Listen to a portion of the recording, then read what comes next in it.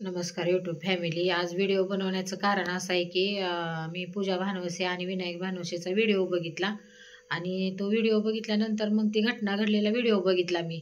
तर ती मालेगाव तालुक्यात डोंगराळे या गाव आहे। तर डोंगराळे तर त्या गावामध्ये एका 3.5 वर्षाच्या चिमुरडीवर अत्याचार झालाय। तर तो अत्याचार झालेला आहे, तो केला आहे 24 वर्षाच्या नराधामाने। तर ती 24 वर्षाच्या नराधामाचं आणि तिच्या वडिलाचं कधी भांडण झालं होतं, तर त्या भांडणाचा राग त्याने त्या मुलीवर काढला। तर तिला चॉकलेट दाखवून असं त्यांनी बोलवून घेतलं त्या मुलीला। ते आजी सोबत राहतोय। तर त्याची आजी गेली गावी। तर त्याची आजी गावी गेल्यानंतर एकटा घरी असल्यामुळे त्याने त्या मुलीला चॉकलेट दाखवलं आणि चॉकलेट दाखवून त्याने तिला अत्याचार केला। अत्याचार करून त्याने दगडाने ठिचवून त्याला मारली, तिला अशी लचके ही तोडून असं मारले तिनं।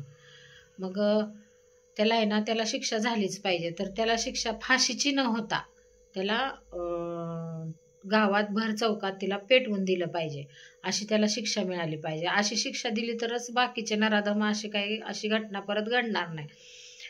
तर मुली ही सगळ्यांनाच आहेत, तुम्हाला पण मुली आहेत, मला पण मुली आहेत। तर ही अशी घटना नाही घडली पाहिजे। आणि आता ही मुली घरी सोडून लहान मुली सोडून सर्व्हिस करतात, शेतात कामाला जातात, कोण कुठं जाते।